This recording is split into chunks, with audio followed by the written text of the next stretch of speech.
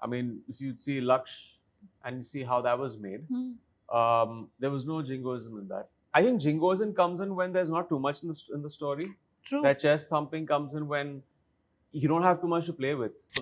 Anurag Kashyap called me up and he said that, listen, there's this film directed by an Oscar-winning director. I was like, it's a no-brainer. I don't hear the script. I'm on. The reason why Adolescence is worked, obviously, there's a subject matter of the pitfalls of growing up in these times, social media. It's 4 episodes, one take every Imagine. episode, I know. right? Now, if you put that across to a producer over here, I would say 9 out of 10 producers would be like, are you out of your mind? Also, people had criticisms for Animal. It's an audaciously different and new kind of film. A guy came to me in a Dubai coffee shop and he had a tattoo of Awarapan and a pigeon and freedom. Really? Yeah. Hello everyone, welcome to News 18. I am Titas Chowdhury in conversation with Emraan Hashmi. Hi Emraan, how are Hi. you? How are you doing? All good, all good. Emraan, of course you went to Kashmir, to show the film to the Jawans. Ji. And such a milestone moment, right, in so many years. What was the reaction like there? Well, it was quite the. I mean, we don't have too many premieres these days for films, anyways, even in Mumbai. So, having that vibe there of a theater that was filled with like hundreds of people and journalists outside, and of course, this was for our Jawans, for our BSF officers. So everyone had these beaming smiles on their faces, Yeah. and it was a huge, I would say, watershed event for our country, for having a red carpet event in Srinagar after 38 years, almost 4 decades. A place that's seen so much of a turbulent past, so much of turmoil, and just brought back an air of normalcy. I think there's only one theater there. I think 2 decades ago, there was another theater where there was an incident there. So there are not too many theaters there. But just the fact that there were Kashmiris there were the officers, BSF, and they were just enjoying the film and they loved the film.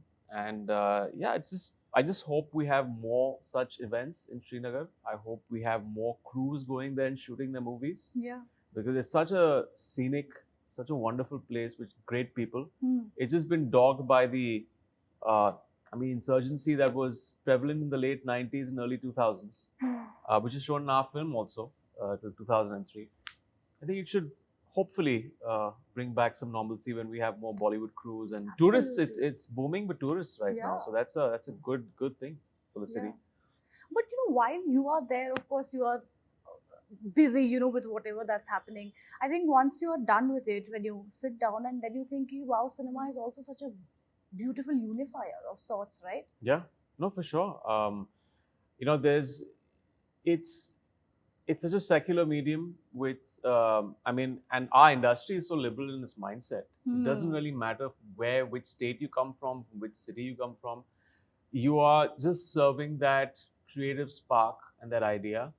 And from all walks of life, you have people in our industry. And then it's just a binding force communally in a cinema hall when it's a communal viewing of people from different walks of life. When they go and enjoy a film, it sparks the same emotions.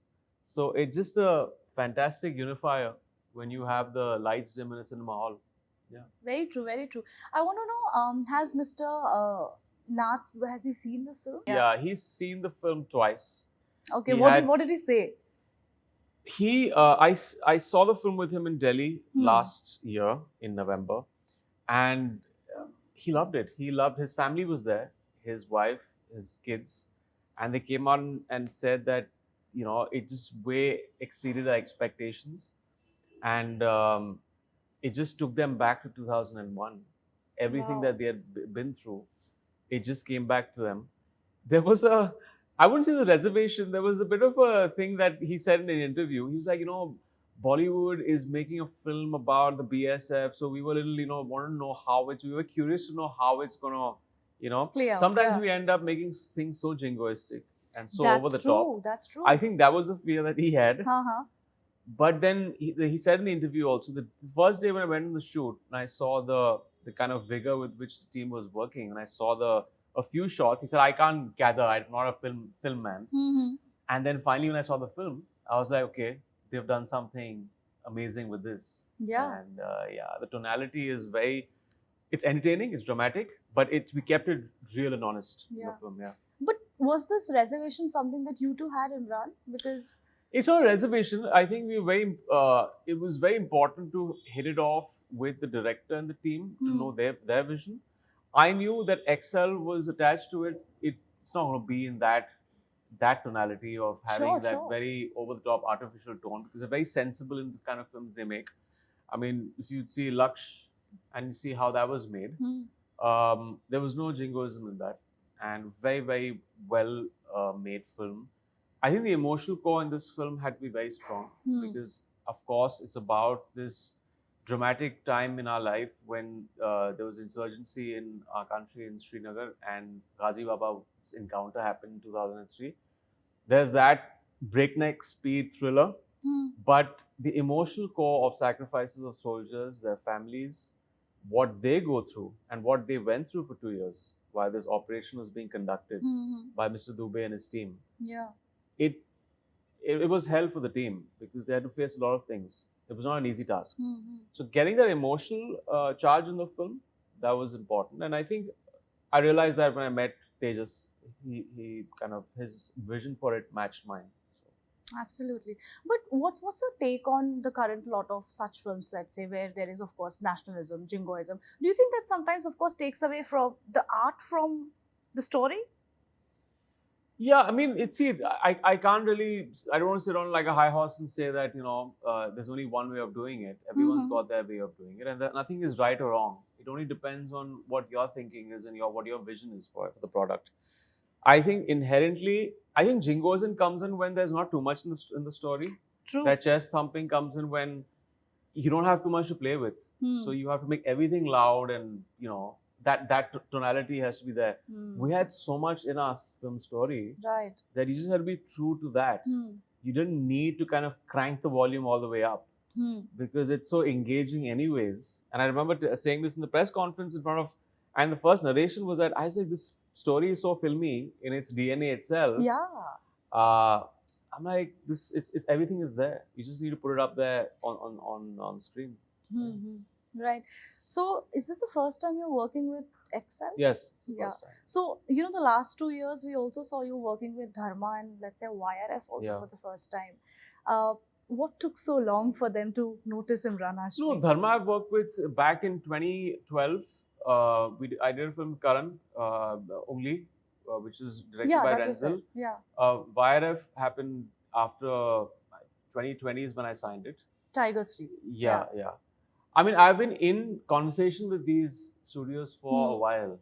It's just the right film had to materialize. I mean, I have been in conversations with Ritesh since like almost 2010. Wow, really? Yeah. It just so happened that this materialized right now. I've been in touch with YRF and Dharma for the longest time. It's just that it's very important for theatrical films, and especially in this environment, to have the right kind of film that you put out there. At least in its intent and the kind of rooted subject that it is. In these times, you don't really know what's going to happen with theatrical. Absolutely. But it just, a right film should go out there, which at least increases your chances of success. So this was it. That's why XL took so much time for the right subject. Right. Because why I asked you is, I read some people talking on social media that it really took them that long to notice Emraan Hashmi. Oh, they think that because this is a film that materialized down the line. But, it's just, filmmaking is such a complicated and complex process. Also, it becomes even more complicated when you have someone as choosy as I am about the stuff that I'm doing. Yeah. It had to be kind of right. I think that everything has the right time. Yeah. Imran, a few years back, you did this project called Tigers, right? And, as an audience, we felt that sort of marked the beginning of Emraan Hashmi 2.0 as an actor, in terms of the choices that you were making. Was that conscious? What nudged that change? I mean, see, this is the offer that came my way at that time. Were you actively seeking also these kind of offers? I'm not actively seeking anything, actually, to be Okay. really honest. I think people give too much credit and read too much meaning into the fact that actors are steering their career in a certain direction. That doesn't happen. Maybe so for some films, Yeah. but for most of them, it's just a matter of luck and the right time for things to materialize. Uh, so, what led to Tigers was Shanghai. Yeah. Shanghai was a big change, and they were like, okay, a guy who was doing this very like commercial kind of space films, thrillers, and a certain mold which he's been good at, and then he can do this too. It was not an out and out commercial film. I mean, it was Debakar's brand of cinema, and then seeing that, Anurag Kashyap called me up, and he said that, listen, there's this film directed by an Oscar-winning director. I was like, it's a no-brainer. I don't hear the script. I'm on. Yeah. So, yeah, that's how it happened. So that's how sort of led to... Yeah, I was at one phone call. I was Yeah. just fortunate that they wanted me in this film, and he Yeah. saw me in it. Yeah, and then it happened that way. You know, Emraan, today a lot of conversations happening around, how we need to really recalibrate, think, push the envelope really. Yeah. You mentioned Anurag Kashyap. Recently he spoke about how as an industry we are scared to take risks today. Yeah. He spoke of this series called Adolescence recently. How we cannot be making something like that because we lack the nerve maybe. What's your thought? Do you think we really do lack there, in terms when it comes to taking risks? We definitely do lack that risk-taking ability. The reason why Adolescence has worked, obviously, there's a subject matter of the pitfalls of growing up in these times, social media, kids, and this thing called social media, But inherently, it's such a risky project because it's 4 episodes, one take every episode, I know. right? Now, if you put that across to a producer over here, I would say 9 out of 10 producers would be like, are you out of your mind? Like, this is logistical nightmare. Like 30 minutes into a shot, a one-take shot, someone's going to goof up and you're going to do the entire thing again. What happens to the budget? So you have a director who kind of leads the team, who's audacious and mad enough to make that show that way. I think you lack the directors right now. We lack producers who will back that mad vision. And I think only projects that are inherently new and audacious in their DNA will work right now. Shows or films. Everyone's playing it too safe right now, if you ask me. Everything is a rehash of something that's been done before. It's no one's taking a risk. I mean, with all the brickbats, also people had criticisms for Animal. It's an audaciously different and new kind of film, with everything that it brought with it. And the problem is that everyone wants to do something like that now, and then there'll be a bloodbath. Yeah. I don't think people should follow trends anymore. There should be more trendsetters right now, which there aren't too many filmmakers, and it's a complete overhaul. I think the entire industry needs to reset. Yeah. It's the budgeting, it's the actors, it's the fees, everything. It's the economics of the it's the plexes, it's the pricing.